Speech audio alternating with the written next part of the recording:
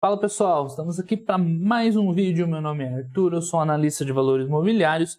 Esse é o meu canal para quem quer aprender mais sobre análise de empresa e hoje a gente vai falar do plano estratégico da Energias do Brasil, uma apresentação que eles fizeram para analistas recentemente, agora não, né? Foi final de abril, mas eu só vi agora, meio escondidinho no site de relações com investidores deles. Mas uma apresentação muito boa que vale a pena. Tô aqui com a camiseta da Areta, que é a minha amiga que acabou de voltar lá do Everest. Bem contente que deu tudo certo. E vamos dar uma olhada nessa apresentação que é muito boa, tá? Seria bem interessante que mais empresas fizessem. Tem cada vez mais as empresas feito apresentações assim, né, gerais, de visão dos negócios. Está cada vez mais comum com o YouTube, com as lives. Nesse ponto, acho que a pandemia ajudou bastante. E essa da Energias do Brasil eu achei especialmente interessante. Uma empresa que muita gente pede aqui, um setor que o pessoal gosta bastante, elétrico. Então, acho que foi um bom vídeo aí de retorno de férias, tá? Só para mostrar, isso aqui tá aqui, ó. Tá? Eu achei até meio difícil de encontrar no site ali de relações dos investidores deles. A apresentação em PDF está aqui. Mas o mais legal é que tem um vídeo que eles fizeram remoto, né? Fizeram um call lá com a apresentação em vídeo e mais algumas perguntas e respostas. Esse vídeo aqui, ó, Analyst Day, deve estar no YouTube também, está hospedado no YouTube. Então assistam, tem 1 hora e pouquinho com os calls, né? Com o Q&A, com os videozinhos. Se você for ver só a apresentação, que já é a parte mais interessante, dá uma meia horinha. Vale a pena ver, tá? Porque é bem legal. Enfim, Energias do Brasil, tem vídeo já no canal, vou colocar aqui aqui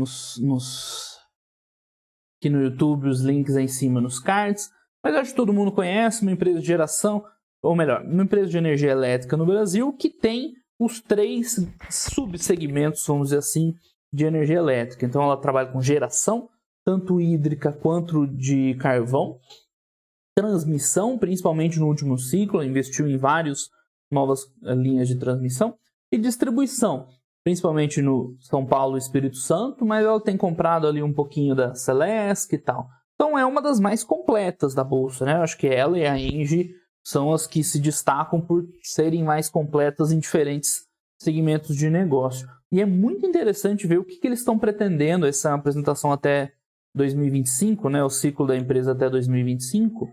Né? Então, deixa eu ver se a canetinha está funcionando. Tá funcionando. O que eles estão enxergando daqui para frente, eu achei bem legal, tá?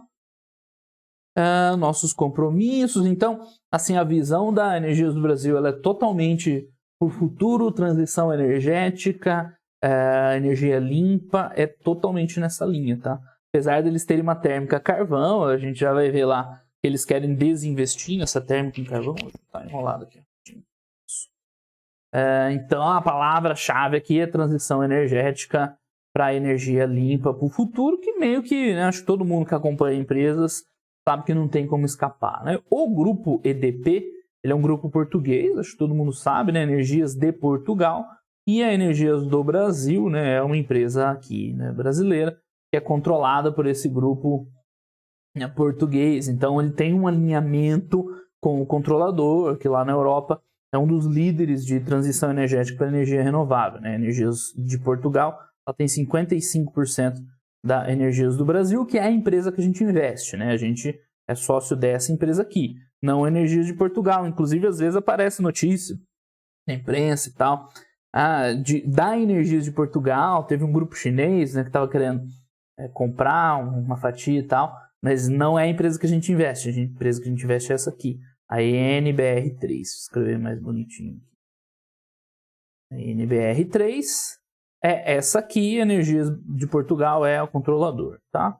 Então, o EBITDA daqui do Brasil, ele representa 20% do EBITDA do grupo todo, né? É bem relevante essa participação aqui no Brasil. Então, portfólio robusto, diversificado, falei bastante, né? Está em todas as linhas, os subsetores de energia elétrica no Brasil. Resultados sólidos, isso é muito verdade. Eles não colocaram um gráfico do retorno para o acionista na última década, mas tem outras apresentações. É muito impressionante o que a Energias do Brasil entregou. Enfim, ela não era uma empresa que estava muito no meu radar uns anos atrás, mas foi impecável o que ela entregou na última década investindo principalmente em geração convencional. O que é geração convencional? É que eles já estão chamando de convencional porque tem a do futuro. Aqui no Brasil, principalmente hídricas, né? Empresas hídricas, um pouquinho de térmica também. Então, nessa última década, eles começaram o ciclo de investimento no Brasil com hidros, né? Hidroelétricas, lá atrás. Hoje tem aí 2 gigawatts de energia hídrica. Mais recentemente, mais para os últimos anos, o foco principal foi transmissão. Então, eles entraram em vários lotes, teve o mercado de transmissão foi bem ativo nesses últimos anos. A gente viu Engie investindo, Energias do Brasil investindo, Taesa investindo, as outras empresas investindo em transmissão, tanto as puras de transmissão, a Taesa, a Transmissão Paulista, quanto essas empresas, né, mais diversificadas investiram bastante também. E agora está começando a entrar o resultado dessas linhas de transmissão. Algumas já estão prontas, outras estão sendo terminadas, a gente já vê isso também. Tá?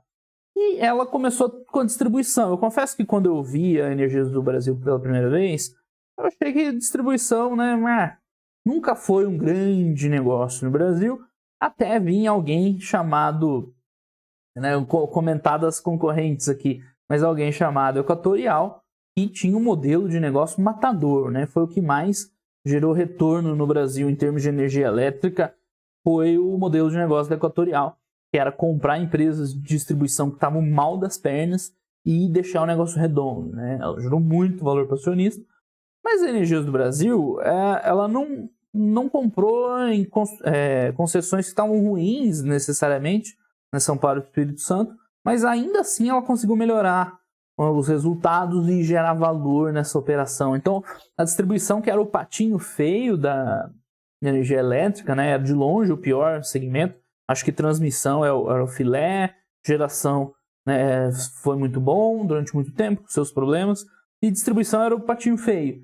E a Equatorial, claro, mostrou um modelo de negócio matador, mas a Energias do Brasil mostrou que é possível gerir bem concessões maduras também, enfim. E é bem legal o destaque que eles vão dar para isso no futuro. E o que está aparecendo no futuro é isso aqui, né? Um destaque dessa apresentação é no que eles vão investir até 2025, né, nesses próximos anos, principalmente geração solar. Bem interessante os insights da empresa. Comercialização, ela veio a reboque aqui da geração. Tá? A gente já vai falar de crise hídrica e tal, o que eles precisaram fazer para mitigar os problemas. Enfim, empresa aqui nos últimos anos, o pagamento de dividendo, enfim, né, diminuiu um pouquinho aqui em 2019, porque eles estavam investindo muito nas novas concessões de transmissão. Logo elas vão começar a entrar, né, já estão entrando em operação, já vai melhorar bastante a geração de caixa da empresa. Enfim, né, isso aqui a gente já viu, o retorno foi muito bom nos últimos anos. Tem uns insights legais, né? Eles mudaram a política de dividendos, jogando o payout para 50% ou mais. Isso é mais do que ela tem pago recentemente, né? Se a gente for ver aqui rapidinho, faz tempo que ela não paga 50%, né? Nos últimos anos ela tem pago de 20% a 30%, aí pagou um pouquinho ali mais 16, 17%, mas períodos de investimento menos. Então, qual é a mensagem que ela está passando para a gente? Que ela vai distribuir mais capital para o acionista, né?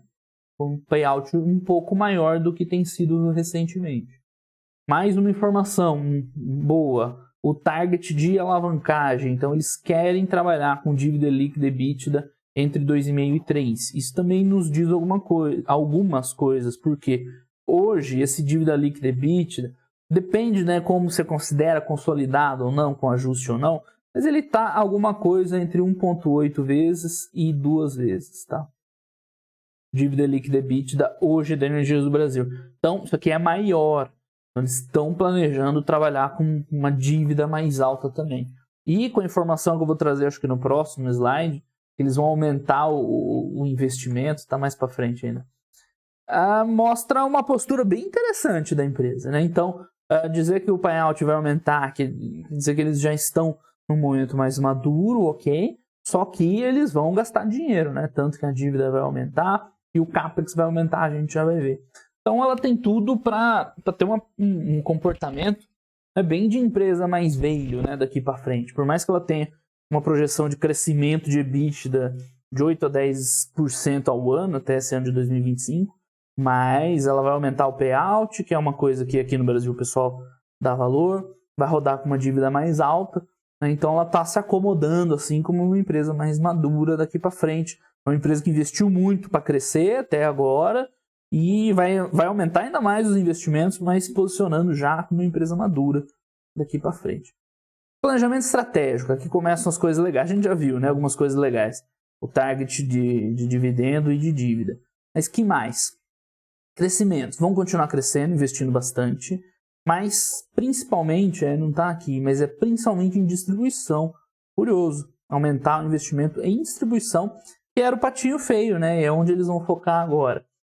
Em transmissão, é bem legal os insights deles, a gente vai ver lá um por um aqui para frente, mas é bem legal os insights sobre cada linha de negócio. Relação disciplina financeira a gente já viu. Que mais? Eficiência, esse OBZ, Orçamento Base Zero, é uma política deles de gestão de custos e tal, muito boa também. Operação eficiente de distribuição, que eu comentei. E antecipação dos projetos de transmissão, que eles geraram muito valor aqui. O projeto de transmissão, você tem um prazo lá para terminar as obras, botar. E quanto mais a empresa antecipa, mais retorno para ela, porque ela coloca mais rápido no sistema e começa a receber a RAP mais cedo. Tá? E a novidade foi essa, reciclagem no portfólio e rotação de ativo. Isso a gente não tinha visto ainda. A gente viu a Engie falar alguma coisa disso um tempo atrás, começou de vender alguns ativos e tal, reciclar o portfólio, mas a Energia do Brasil, que eu me lembre, não. Essa foi a grande sacada, além dos negócios do futuro aqui, que vai ser legal também. Então vamos lá, ver item por item aqui.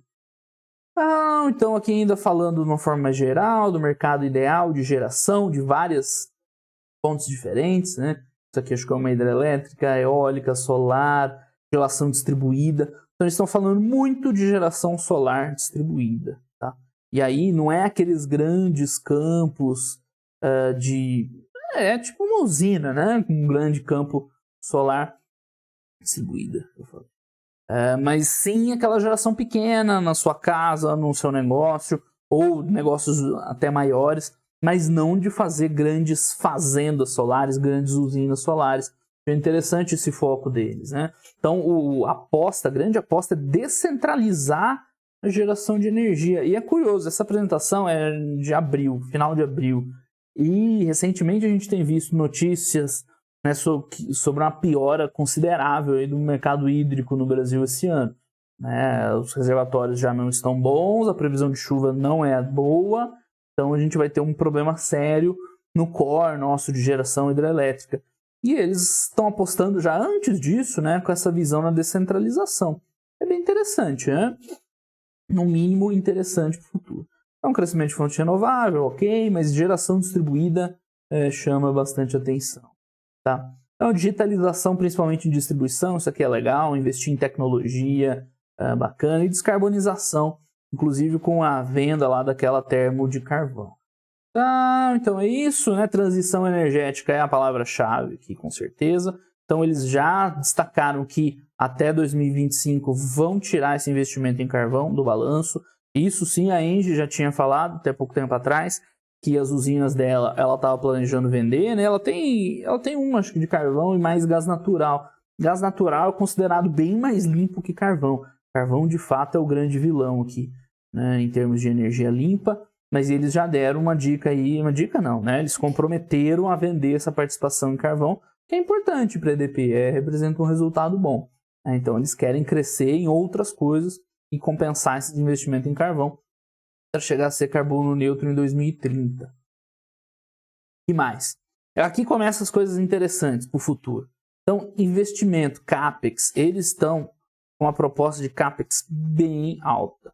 Isso aqui foi o que eles investiram no último ciclo, que foi um ciclo forte de investimento, principalmente em transmissão, que eu comentei, todos aqueles novos projetos, e os caras vão aumentar em 50% a mais, basicamente, de investimento nesse próximo ciclo 2021-2025. Então, né, daqui de cara a gente já vê, né, a disposição da empresa em continuar acelerando os investimentos. Mas o que tem de novidade é o mix aqui de investimentos. Você vê que distribuição passa a ser o grande foco de investimento da empresa, enquanto transmissão foi nesse último ciclo, né? Eles até destacam depois, estou dando os spoilers aqui, lá na frente a gente vai falar que foi muito rentável esse investimento em transmissão até aqui, no momento, né? Mas daqui para frente, eu já falei isso em alguns vídeos, né? O vídeo da Taesa desse ano, que não vai ter mais oportunidades nesse nível de rentabilidade daqui para frente, pelo menos não é o que parece, né? Então, bem interessante ver que o foco de investimento da Energias do Brasil daqui para frente vai ser em distribuição, principalmente, sempre foi importante, mas aumentou consideravelmente, e que está atrás de mim aqui, geração solar, tá? Então, é também destaque, isso é novidade, né? Nenhum player tinha, né, se comprometido tão forte assim a investir em geração solar, tá chato aqui atrapalhando. E mais, né, solar distribuída principalmente, não esses grandes ativos. Então, bem interessante esse foco, porque, vamos recapitular, o que deu retorno em energia elétrica nessa última década, vai. Disparado o negócio da Equatorial primeiro, que era comprar essas distribuidoras quebradas e torná-las rentáveis, e depois os projetos de transmissão, foram muito rentáveis também, né, com TIRs aí superiores a 15%, muito alto para o custo de capital que a gente tem hoje em dia. Mas daqui para frente, essas distribuidoras meio que já não tem, né? Você vê que eles estão comprando agora outras, né, distribuição lá no Rio Grande do Sul, aqui em Brasília, né, a Energia comprou, né? Acabou aquelas distribuidoras falidas que estavam comprando a preço de banana, né? E projeto de transmissão, que eu acabei de falar, também não vai ter. Então, a queda no investimento aqui, né, mostra um pouco isso. O que eles vão fazer é investimento orgânico em distribuição, é tentar ganhar dinheiro no que eles já têm e crescer no solar, né? Ao mesmo tempo que está desinvestindo aqui interno, né? Esse aqui é basicamente, né, manutenção, enfim. E geração convencional também vai ficar de lado. Esse eu acho que foi o principal, né, surpresa para mim, né? Aqui no Brasil, a matriz nossa sempre foi focada em energia hídrica, mas os caras não querem mais brincar essa brincadeira de energia hídrica. Tá? Eu achei até interessante. E aí a previsão do EBITDA para o futuro, eu já tinha dado esse spoiler, um crescimento num CAGR de 8 a 10%, bem bom, tá? Uma empresa velho, assim, uma empresa que vai ter um payout de 50%, é um número bem interessante, né? Não é toda empresa que cresce 8 a 10% num segmento que é pesado de investimento, né, distribuindo 50% do lucro. Então, bem sólido a previsão para os caras. E, crescimento de distribuição, crescimento do resultado vindo de distribuição do patinho feio, queda no resultado de geração convencional. Não é que queda, como aqui vai crescer, a geração convencional não vai ter investimento, logo as outras vão suplantar, né? Então não é que vai diminuir, é que proporcionalmente as outras vão aumentar. Solar aqui, bastante também. E transmissão vai aumentar, não por investimento, mas é porque aqui do EBITDA de 2020 ainda não tem a contribuição dos projetos que estão entrando. E energia térmica, né, em algum momento vai sair, né, eles vão zerar aí totalmente, querem desinvestir. Então, bem interessante isso, como eles ainda enxergam geração de valor na distribuição, como eles não querem mais investir em geração convencional, né, que já tem beleza, mas não vão crescer aqui em solar distribuída, e transmissão também não vão entrar em muitos novos projetos. Bem interessante isso. Agora vamos ver item por item. Já dei uns spoilerzinhos, mas vamos ver item por item desse segmento de negócio. Em distribuição, né, que a gente viu que vai ser o carro-chefe, por incrível que pareça, CAPEX bem alto, 6 bilhões, investindo em expansão da rede, melhorias e em perdas em TI. Então, eles esperam aumentar aí o ativo regulatório bastante para conseguir revisão tarifária e aumentar o retorno, né, nesses anos. Então, o que eles vão investir tanto assim? Se eles não pretendem, pelo menos não está anunciado, comprar outras distribuidoras, como é que eles vão investir para ter esse retorno? É principalmente eficiência e criação de valor. Então, isso aqui eu achei bem legal. É tecnologia, assim, Novgrid, monitoramento remoto da rede, ou seja, tem no vídeo, tem umas explicações, aquele vídeo que eu mostrei, tem mais explicações, né? Ou seja, seria investir em tecnologia para monitorar o que está acontecendo na rede, para onde está a energia, onde está vindo, onde está tendo consumo maior do que deveria, e aí combater perda, combater inadimplência, os gatos, melhorar a qualidade do serviço, que aí melhora a tarifa. Então é nesse ponto aí que vai ser o investimento principal. é melhorar a qualidade do serviço, né, ganhando eficiência, reduzindo perda, e vai vir aumento de tarifa, com certeza, né, porque isso entra depois no cálculo do preço da energia elétrica. Então é interessante como eles enxergam criação de valor no que eles já têm de ativo de distribuição, e é onde vai investir mais, né, 6 bi.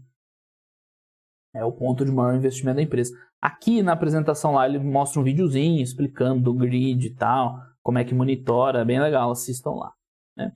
Então, em relação à EBITDA aqui só de distribuição, estamos falando só de distribuição, né, o crescimento vai vir de revisão tarifária devido ao investimento, né, que ela vai fazer, né, que mais? Redução de perdas e crescimento de mercado, é normal, né, tem um aumento gradual conforme a economia vai crescendo, aumentando, população, economia e tal, aumenta, né, o consumo de energia elétrica, e um ganho de eficiência, né, de custos, tal, aquele monitoramento vai proporcionar. Somando tudo isso, CAGR de 8 a 10%, bem bom, né? Apesar de um CAPEX alto, mas bom resultado. Transmissão, vamos para o segundo, e aqui, né, surpreendente também, surpreendente talvez não, né? Eu já tinha levantado essa bola, né? Eles falaram exatamente o que eu falei lá no vídeo da Taesa. Nesse último ciclo, as boas empresas, Energias Brasil, Engie, a própria Taesa, conseguiram fechar projetos que tinham RAP CAPEX na casa dos 15%, até mais, até 16% alguns. Ou seja, extremamente rentável, né? Hoje, você pegar um projeto desses com 16% de retorno, assim, é muito difícil de achar. E tanto é que hoje o mercado está pagando de 7 a 8, metade. Por que isso, né? Porque na época você vinha taxas de juros mais altas, risco né, maior, e hoje a gente tem um ambiente que não comporta mais esse tipo de projeto, né? Então, parece que a galinha dos ovos de ouro de transmissão não tem mais no mercado. Acabou aqueles projetos lá que eram extremamente rentáveis. Hoje tem se negociado aí coisas na faixa de 7, 8%. As empresas chinesas estão vindo e tomando esses projetos a custo mais baixo. Então, daqui não vai vir mais geração de valor para essas empresas, né? Então, o que eles comentaram? Uma coisa que é novidade, rotação de ativos. Ou seja, primeiro, terminar o que eles têm para terminar, né, dessa safra. Eles já executaram aí 83% do CAPEX, né, 3,6 bi de 4,3. Então, falta terminar, acho que os principais linhas ainda não entraram em operação. Eles vão terminar tudo bonitinho, entrar no resultado. E aí, se tiver oportunidade, eles vão vender. Então, interessante isso. Ninguém tinha falado nisso ainda. De girar ativo de transmissão. Por quê? Eles têm um ativo lá que está rendendo 15%. Vão vender, vão pegar a grana e investir em coisas mais rentáveis daqui para frente. Tá assim, claro, né? Se aparecer oportunidades. Então, isso é novidade. Isso não tinha ainda. Você vê que daqui a gente vê de onde vem tanto dinheiro, né? A empresa vai aumentar payout, vai aumentar investimento, mas ela vai vender ativo também. Talvez de transmissão, além da térmica, né? Então vai ser uma gestão bem mais ativa de ativos, um giro bem maior de ativos. Eles chamam isso de cristalização de valor. Legal. Que é bem interessante mesmo para o longo prazo. Térmica já falamos, então eles devem vender até 2025. Eu não sabia, a P100, que é a usina deles lá no Ceará, representa 30% da energia térmica do Nordeste, bastante. E o Nordeste acho que é a região do Brasil que mais usa energia térmica, no Nordeste e o Sul.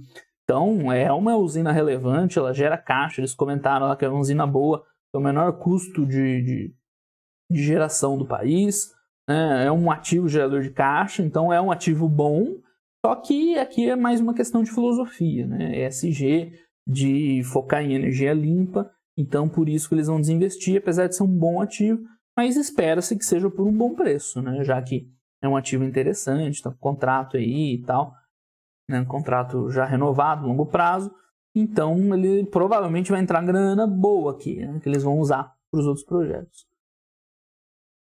Risco hidrológico, né? Geração convencional, principalmente falando em hidrelétricas. Esse slide também me surpreendeu, né? A explicação deles, que foi algo muito legal no último ciclo, eles investiram, entregaram resultado, mas o mercado tradicional de energia hídrica, eles não estão gostando, a gente vem vendo um rebaixamento, né, do GSF sistemático, né? Faz anos que está rebaixado, e rebaixado bastante, 70%, 80%, e a mensagem deles foi: a gente não quer mais brincar disso.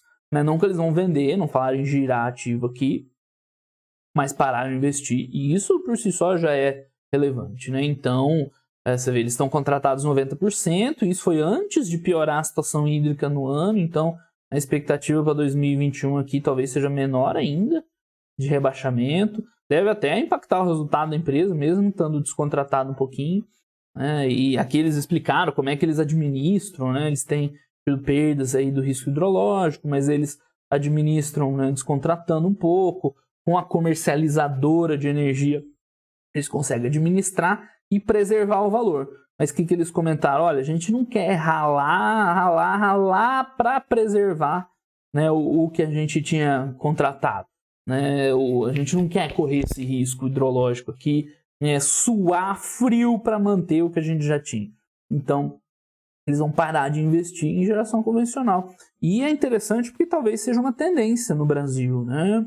Até hoje, por mais que o Brasil tenha evoluindo bastante energias renováveis, mas chegar um player importante e falar: olha, a gente não quer mais brincar disso, é relevante sim. Então, bem interessante essa visão deles de não querer mais brincar de energia convencional, parar de investir.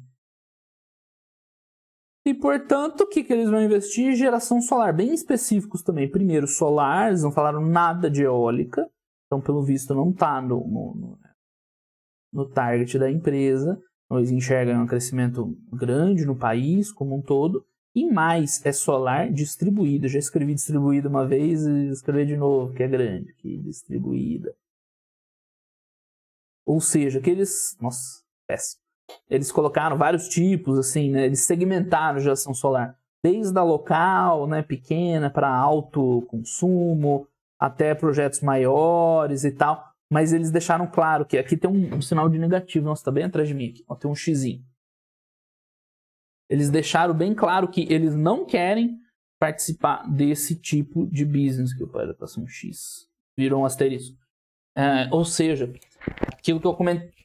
Peraí, que hoje tá difícil esse microfone aqui. De construir aquelas grandes ativos geradores solares, aquelas fazendas enormes de geração solar e tal. Eles não vão entrar nesse segmento. A EDP Portugal, ela tem uma subsidiária, EDP Renováveis, que é focada nisso. Então é meio que parece uma separação de negócio interno. Tipo, a EDP Renováveis vai ficar com esse tipo 4, enquanto que a EDP Brasil vai ficar no 1, 2 e 3, que é a geração solar aqui, ó, distribuída. Então, é bem interessante isso. Os caras vão investir bastante em distribuída, o que até agora parecia ser um negócio complementar, né? Eu lembro da AES Brasil, um tempo atrás, começando a investir nisso, mesmo a Engie, mas era pouquinho, parecia ser ali, né, só para tatear o mercado. É a primeira vez que tem um player importante chegando e falou: ó, vamos crescer nesse tipo de energia aqui, energia solar distribuída de forma relevante. Então, bem legal, né? Planos para a empresa do futuro. Investir em distribuição e geração solar distribuída, né? Tem a sinergia dos dois com esses smart grids, então vai facilitar, né, essa geração que o consumidor injeta energia na rede e tal, sem investir em grandes ativos e tal. Então pode ser que no futuro a gente tenha uma segmentação legal dentre as empresas no Brasil de energia elétrica, porque parece que a Energia do Brasil está trilhando um caminho meio que próprio, né? Enquanto a AES Brasil tem investido em renováveis, principalmente parques eólicos e solares, que seria justamente esse 4, né? A Energia do Brasil vai focar no resto, em outro pedaço. Então parece que elas estão cada uma buscando o seu nicho. A Engie está correndo atrás de outros projetos, né? A TAG, por exemplo. Então, bem interessante isso. Até então a gente tinha uma sobreposição grande nas elétricas no Brasil. Talvez a gente comece a ver um foco separado de cada uma delas. Aguardaremos aí. Então tá aqui os números. Eles hoje têm uma capacidade instalada 50 megawatts. Isso aqui é por período, né? Já esqueci. É por período, por causa do dia, né? Que o sol só tem durante o dia. Eles já têm contratados aí na casa de 100, eles fizeram umas aquisições, até pelo visto, uma subsidiária da AES lá. E a meta para 2025 é 1.000, então é uma meta ousada, né? De 10 a 20 vezes maior de crescimento. Então eles vão crescer nisso, não é só um negócio complementar como até então era ventilado. E interessante, né? Será que essa é a tendência para o Brasil no futuro, em termos de geração? Eles estão apostando em geração distribuída, já que projetos de hidro, né, parece que não tem mais muito projeto disponível, com a resistência cada vez maior aos reservatórios e tal, no impacto ambiental. Energia de hidrocarbonetos nem se fala, né, e energia renovável tem crescido, né? Parques eólicos, parques solares, mas eles estão apostando na solar distribuída, e é uma aposta bem interessante. Como eles estão na outra ponta da distribuição, né, é bem interessante, sim, essa visão. Enfim, aqui acabou a parte de negócio, só terminando de ver, questão de alavancagem, eles estão reduzindo o custo da dívida, né? Então, provavelmente eles estão pensando em trabalhar com 2,5 vezes a 3 vezes a dívida líquida EBITDA, já considerando uma redução no custo da dívida, né? Ou seja, você se alavanca, tem um retorno para o acionista maior, com mais ou menos o mesmo custo, né? Já que o teu custo da dívida despencou aí nos últimos anos, tá? Então, faz bastante sentido isso também. E é isso, né? Eles falam muito em investimento, em digitalização, em inovação, né? Bem legal. Vale a pena assistir aquele vídeo lá, tá? Vale a pena mesmo para ver o pessoal falando de smart grids e tal, coisas do tipo. E eu gostei bastante, tá? Dessa visão da Energias do Brasil. Então, para fechar aqui, a estratégia, eles sempre falam foco no acionista, claro que falar não adianta, tem que entregar, mas é crescimento dos investimentos que eles consideram core, e aqui é bem legal que core para eles agora é solar e distribuição, novidade. Vou escrever de novo distribuição.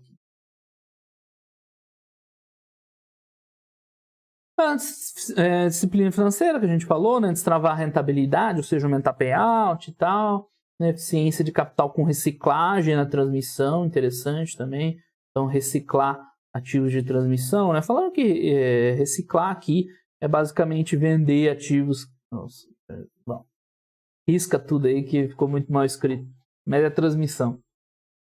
Reciclar ativos que já atingiram maturidade do retorno, tá? E se posicionando para negócios futuros, aí a gente está falando principalmente de distribuição, né? Ou melhor, geração distribuída, que é bem interessante. Então, legal, faz tempo que eu não vi uma apresentação assim, né, bem interessante, estratégica, de visão para o futuro. Agora que acabou a divulgação de resultados, né, dá para focar mais nesse tipo de conteúdo. Gostei bastante, por mais que esse ano a crise hídrica deve vir pesado, deve impactar a Energias do Brasil, né, por mais que os ativos de transmissão devem mais que compensar, imagino eu, essa piora aí na geração, mas o planejamento estratégico futuro dela é bem interessante, né, bem interessante mesmo. E eu acho que foi a primeira a dar um start ali no segmento, né? A Engie também, sempre inovadora, sempre pensando bem no futuro, né? Antecipando tendências, mas desse jeito, assim, acho que eu não tinha visto ninguém se posicionar ainda em relação ao futuro. E aí, pessoal, então por hoje era isso aí.